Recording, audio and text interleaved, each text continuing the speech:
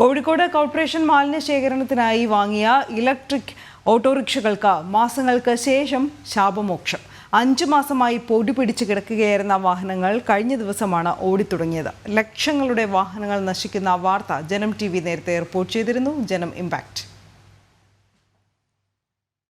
റോഡുകളും പാതയോരങ്ങളും അടിച്ചുവാരുമ്പോൾ കിട്ടുന്ന മാലിന്യം ശേഖരിക്കാനും കൊണ്ടുപോകാനുമാണ് കോർപ്പറേഷൻ 94.2 ലക്ഷം രൂപ മുടക്കി ഈ കാർട്ടുകൾ വാങ്ങിയത്. എന്നാൽ രജിസ്ട്രേഷൻ നടപടികൾ വൈകിയതിനാൽ ടാഗോർ ഹാൾ വളപ്പിൽ മാസങ്ങളായി പൊടിപിടിച്ചു കിടക്കുകയായിരുന്നു വാഹനങ്ങൾ.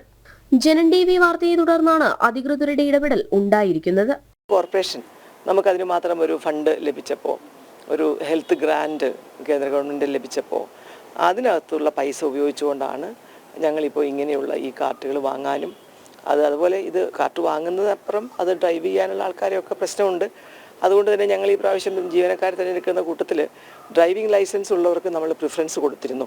കാരണം അങ്ങനെയാകുമ്പം അവർക്ക് നമ്മുടെ വണ്ടികൾ ഓടിക്കാൻ പറ്റും. ഒരു വീൽ ബാരോ പോലത്തെ ഒരു സാധനം, പിന്നെ ഒരു ചക്രമുള്ള ഒരു വണ്ടി, അതിലൊക്കെ ഇട്ടിട്ടാണ് അവർ വലിച്ചു കൊണ്ടുപോകും, ഉന്തി കൊണ്ടുപോകും. ആ ഒരു ഭാരമൊക്കെ നമ്മുടെ ജീവനക്കാർക്ക് ഒഴിഞ്ഞു കിട്ടി. വാഹനങ്ങൾ ഉണ്ടായിട്ടും ശുചീകരണ തൊഴിലാളികൾ കൈവണ്ടിയിലാണ് മാലിന്യങ്ങൾ കൊണ്ടുപോയിരുന്നത്. മാലിന്യ ശേഖരണവും സംസ്കരണവും വേഗത്തിലാക്കാൻ വാങ്ങിയ വാഹനങ്ങൾ പൊടിപിടിച്ചും തുരുമ്പെടുത്തും നശിക്കുന്നത് വ്യാപക വിമർശനത്തിന് ഇടയാക്കിയിരുന്നു. കേരളത്തിന് പുറത്തു നിന്നാണ് വാഹനങ്ങൾ വാങ്ങിയിരുന്നത്.